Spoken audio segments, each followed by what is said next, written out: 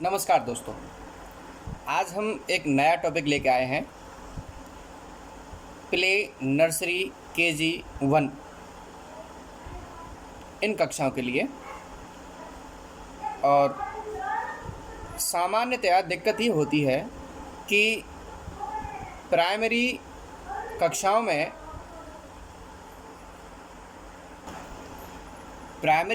में छोटे बच्चों को जब हम लिखना सिखाते हैं तो उसमें एक बहुत बड़ा योगदान उनके अध्यापकों का होता है।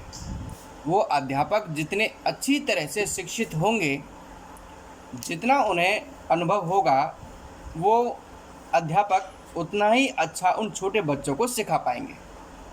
तो सबसे पहली बात तो यह है कि नर्सरी, केजी और 1 इन 3 कक्षाओं में पढ़ाने वाले अध्यापक को बहुत अच्छी तरह से प्रशिक्षित होना अति आवश्यक है और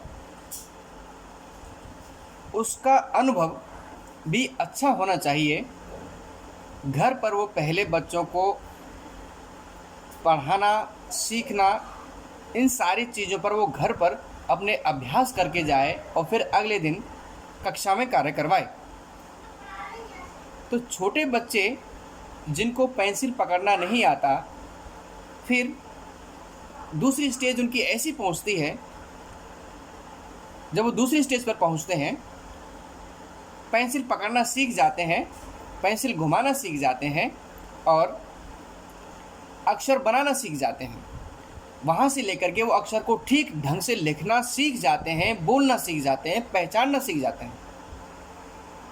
तो इन तीनों स्तरों पर बच्चे की सीखने की क्रियाओं और उन पर उसे लिखने की क्रियाओं में जो अंतर होता है, वो अंतर एक अध्यापक को समझना चाहिए।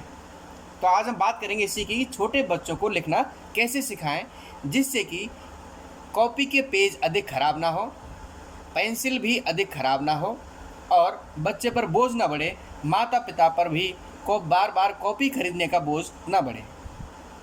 अब मैं आपको कुछ उदाहरण दूंगा पहले कि आजकल जो सामान्यतया प्राइवेट स्कूलों में, प्राइवेट विद्यालयों में जिस तरह का शिक्षण कार्य चल रहा है, जैसा वो वहाँ अध्यापक लिखवाते हैं, अध्यापक सभी ठीक हैं, लेकिन कहीं ना कहीं एक विद्यालय प्रबंधन का फ़र्क पड़ता है, एक विद्यालय की रेपुटेशन का फ़र्क पड़ता है और एक ये भी फ़र्क पड़ता है कि वहाँ के टीचर पेरेंट्स को ये दिखाना चाहते हैं कि आज हमने एक दिन में और एक विषय का बच्चे को एक पेज पूरा करवा दिया है। उन्हें इससे मतलब कुछ नहीं होता कि बच्चे का पेज कैसा गया है, उसने कितना लिखा है, कितना सीखा है। इससे सामान्यतः उनको मतलब नहीं होता। उनको ये होता है कि हाँ, हमने एक पेज कर दिया है और पेरेंट्स इस पेज को देख करके खुश हो जाएंगे। तो हम दिखाते हैं आपको कि देखो किस तरह का काम होता है। ये देखो, मैं आपके सामने एक कॉपी रख रहा हूँ। ये कॉपी आपको दिख रही होगी। इसमें देखो, ये ए अल्फ़ाबेट है, यहाँ से लिखाना शुरू किया है। 1 2 3 4 5 6 7 8 9 10 11 कुल लाइन है इस पेज में। अब जो हम सामान्यतः जब हमने पढ़ा है और हमने भी ट्रेनिंग की है, बीएड में, एनटीटी में, जेबीटी में जब ट्रेनिंग करते हैं तब ये सिखाया जाता है कि जब जो भी टॉपिक है उसको ऊपर लिखवाया जाता है जिससे कि उसकी पहचान ठीक तरह से हो। ये मैं नाम नहीं बताऊंगा कि कौन से स्कूल की कॉपी है, लेकिन सामान्यतः स्कूलों में ऐसा ही होता है। तो ये टॉपिक यहाँ होना चाहिए। लेखन कार्य पहली लाइन से यहाँ से शुरू होना चाहिए। अब देखिए यहाँ कितना पेज खराब किया गया है। 1 2 3, ये 3 लाइन ऐसे ही ख़राब कर दी गई, इनमें कुछ नहीं लिखा गया। ये यहाँ आना चाहिए था ऊपर, तो 3 लाइन बचती। अब ये चित्र बनाया है, चित्र अच्छा है बच्चे की पहचान के लिए, लेकिन इस रेखा से नर्सरी क्लास का बच्चा एप्पल को यानी कि सेब को नहीं पहचान पाएगा। उसके लिए यहाँ रंगीन चित्र होना चाहिए। अब कॉपी में रंगीन चित्र तो हर एक बच्चे की कॉपी में टीचर नहीं बनवा पाएगा, वो उन्हें केवल दिखा सकता है।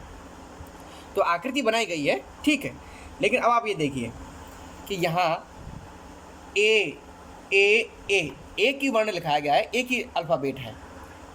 एक लाइन में केवल 1 2 और 3, केवल 3 अक्षर लिखाए गए हैं। अब बच्चा उसको कितना साफ सुथरा लिखेगा? क्या साफ सुथरा लिखने से बच्चा ज़्यादा सीखता है? यदि एक लाइन में इसमें 7 से 8 अक्षर भी लिखवाए जाएं तो भी बच्चा ठीक तरह से सीख सकता है और कर सकता है। अब कितनी दूर दूर लिखा, देखो एक हम मैं लिख के दिखाता हूँ, इसमें कितने और अक्षर लिखे जा सकते हैं। ये देखिए, ऐसे साफ सुथरे और अक्षर भी लिखे जा सकते हैं। अब बच्चा एक लाइन में जितने ज़्यादा अक्षर लिखेगा उसका अभ्यास उतना ही अधिक होगा और वो ज़्यादा अच्छी तरह से लिखना सीखेगा। यदि आप केवल एक पेज में 3 अक्षर लिखवाएंगे या 4 अक्षर लिखवाएंगे तो उसका अभ्यास ज़्यादा नहीं होगा और पेज पूरा भर जाएगा। ये देखिए, 1 2 3 4 5 6 7 8 9 10 11 12 13 14 15, एक लाइन में लगभग 15 अक्षर लिखे जा सकते हैं, लेकिन 3 अक्षर लिखवाए जाते हैं, बाकी का पूरा पेज खराब हो जाता है, पेज भर जाता है। यानी कि कागज़, जो पर्यावरण को बचाने की जो मुहिम चल रही है कि कागज़ों का उपयोग कम से कम हो, हम उस तरफ भी ध्यान नहीं दे पाते हैं। केवल ये दिखाने के लिए कि देखो हमने आज एक दिन में 1 पेज काम करा दिया, छोटा बच्चा नहीं लिख पाता है। ज़रूरी नहीं है कि आप वो काम दिखाने के लिए पूरा पेज ख़राब करो, पूरा पेज ख़राब करने की ज़रूरत नहीं है। यदि बच्चा केवल 2 ही लाइन लिखता है तो उसे 2 ही लाइन लिखवाएं, पूरा पेज ख़राब करवाने की ज़रूरत क्या है। तो यहाँ ये ध्यान देने की बात है कि इस तरह से पेज को ना ख़राब करवाया जाए, क्योंकि इससे माँ बाप पर भी बोझ बढ़ता है कि कॉपी जल्दी भर जाएगी तो उनको कॉपी ज़्यादा खरीदनी पड़ेंगी। बच्चा भी इतना गैप देकर के लिखना सीखता है। जब आप बाद में उसे नज़दीक अक्षर लिखवाने का काम शुरू करवाओगे तो उसे लिखने में बड़ी समस्या होगी। तो क्यों ना आप पहले से इतनी नज़दीक ही उसको लिखवाना सिखाएं। अब ये तो है इंग्लिश की बात, ये एक ही नहीं और मैं आपको दिखाता हूँ और दूसरे काम भी हैं। ये देखो, ये C4 कैट, C4 कैट भी ऐसा ही है। अब ये देखिए, ये पेज आपको खूब साफ दिख रहा होगा ऊपर से नीचे तक। ये देखिए, एक लाइन छोड़ दी गई, दूसरी में C4 कैट यहाँ लिखा, तीसरी लाइन में यहाँ से चित्र बनाया गया है। ये 1 2 3 4 5 6, यानी कि 6 लाइन में केवल एक चित्र ही काम का है। ये नाम ऊपर लिखा जाता, चित्र भी किनारे में एक जगह ठीक सा बनाया गया होता। और ये देखिए C केवल एक लाइन में 3 अक्षर हैं। तो एक लाइन में 3 अक्षर कितना फासला रखना सिखाएंगे हम बच्चे को। ये तो एक तरह से शिक्षकों की मनमानी ही है कि वो ज़बरदस्ती केवल एक लाइन में 3 अक्षर लिख के पूरा पेज खराब करवा रहे हैं। इसमें टीचर को भी कोई फ़ायदा नहीं होता है, ना बच्चे को फ़ायदा होता है ना पेरेंट्स को फ़ायदा होता है। तो क्यों फिर 3 अक्षरों के लिए हम केवल पूरी लाइन घेरें और फिर पूरा पेज खराब करवाएं। तो ये तो थी इंग्लिश बात। अब हम आपको दिखाते हैं हिंदी की बात।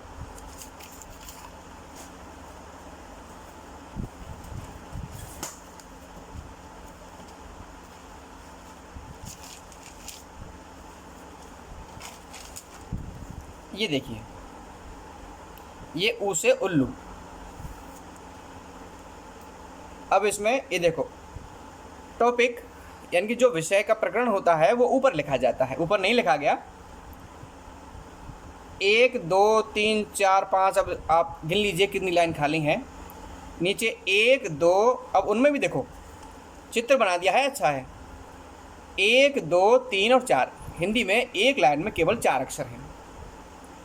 अब उसमें भी यहाँ देखो, इसमें एक मोटी लाइन और एक पतली लाइन, यानी कि एक चौड़ी लाइन है और एक सकरी लाइन है। सकरी लाइन का गैप दिया गया है, ठीक है, लेकिन उसके बीच में एक लाइन और छोड़ दी गई है।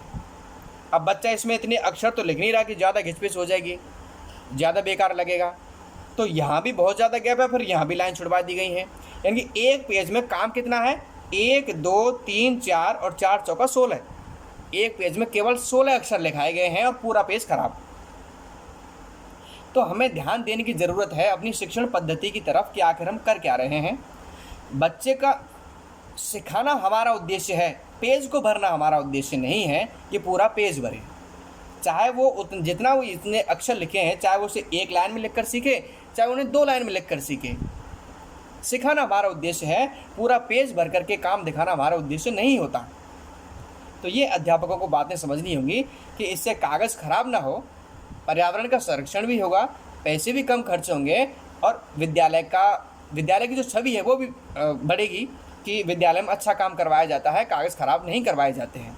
तो इससे बच्चे को कोई फ़ायदा नहीं होता कि ये सोचें कि बच्चा इसमें और अच्छा लिखना सीखता। अच्छा लिखना नहीं सीखता,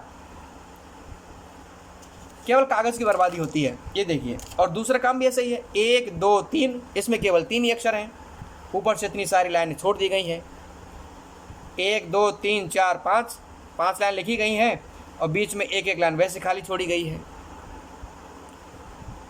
तो आखिर ये जो बात है ये केवल अध्यापक स्तर पर नहीं है, ये स्तर है विद्यालय प्रबंधन का, कि वो किस तरह से अध्यापकों को अपने विद्यालय में काम करना सिखाएंगे कि आपको होमवर्क कैसे देना है, आपको क्लास वर्क कैसे करवाना है।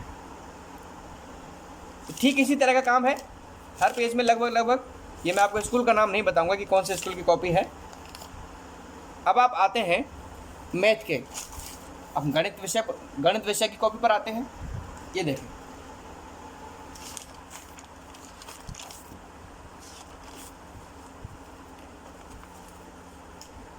ये देखिए, ऊपर से पूरा पेज खाली है, पूरा पेज खाली है। ये यहाँ तक 1 2 3 और 4, पूरे पेज में केवल 4 लाइन भर करके काम किया है। उनमें भी 1 2 3 4, इधर 4 बार 1 इधर और 4 बार, यानी 4 चौका 16, केवल 16 बार एक अंक को लिखा गया है। अब 16 बार एक अंक को लिखा गया है तो उसको ऐसे ही लिखवा देते ही हो, एक ही लाइन भरती, पूरा पेज तो खराब नहीं होता। तो ये कहीं ना कहीं हमारी शिक्षण पद्धति पर एक प्रश्न चिन्ह लगाती है कि हम अध्यापक आखिर किस तरह से कॉपी खराब करके पेरेंट्स का पैसा बर्बाद करते हैं, विद्यालय की भी छवि खराब होती है। और एक सवाल निशान लगता है अध्यापक के प्रशिक्षण पर कि आखिर उसने प्रशिक्षण के दौरान सीखा क्या है, कि वो बच्चों को काम किस तरह से करवाएगा। तो ये कोई लिखवाने का तरीका नहीं है। बच्चों को लाइन यदि आप लिखवाना चाहते हैं तो ये देखो, मैं आपको लिख के दिखाता हूँ 16 बार कैसे लिखा जाएगा। ये देखो,